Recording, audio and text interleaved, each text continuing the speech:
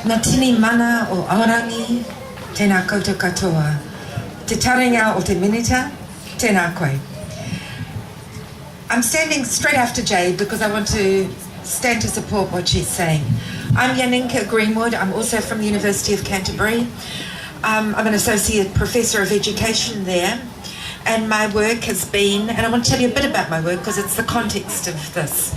My work has been with undergraduate teachers, pre-service teachers, with postgraduates who are already in the field of teaching and want to learn more to become more effective teachers. And with whole schools in a number of projects, some in Christchurch, in Christchurch here, and some in the North Island, where they've put on massive projects to better understand, the whole team of teachers, to better understand the needs of their students, of their parents and their communities. So this is an ongoing project. When we graduate a teacher, we don't graduate somebody who is ready-made with all the skills they need. We graduate some good teachers.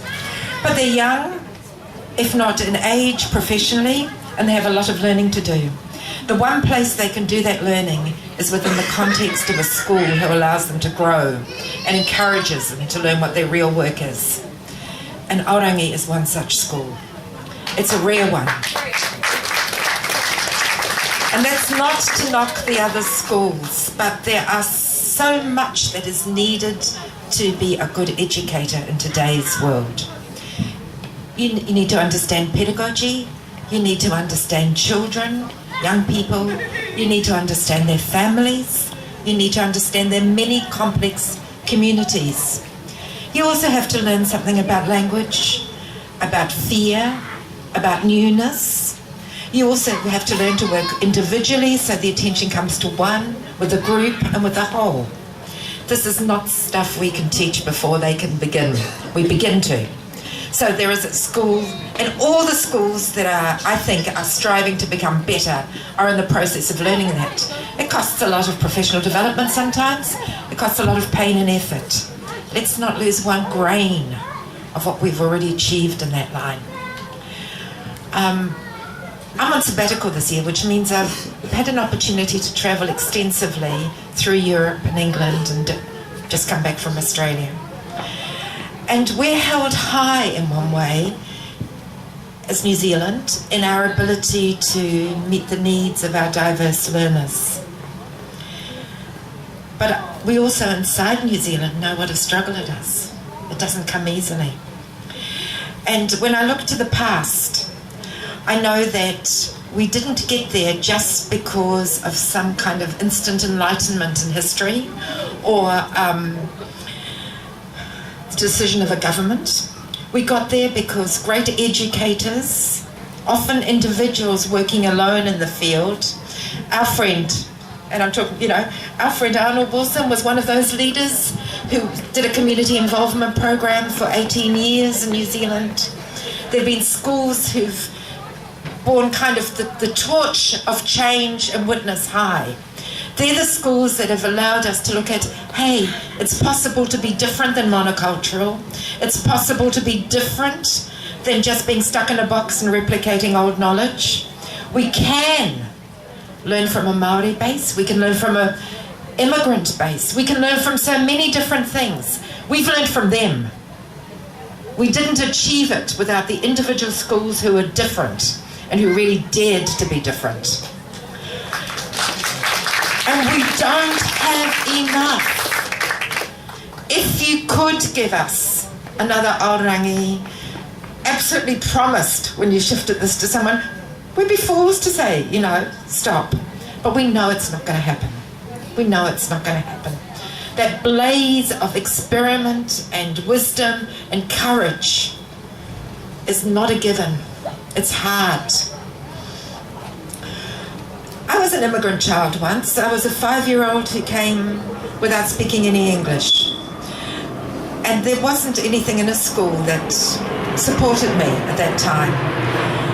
It's my joy to see schools throughout parts of New Zealand, if not everywhere, picking up that challenge. It's fantastic. It's not happening everywhere. though I did see one fantastic school in Toronto, Canada, just recently. But it was, again, in tune with its community, totally. You don't build community ties overnight, you know? You think of how many schools, I know a lot of teachers who burn out, and they say things like, I try and meet parents, I can't connect with them, or we have schools who say the parents don't want to come to parent nights, because relationships and trust don't happen like that. They have to be built.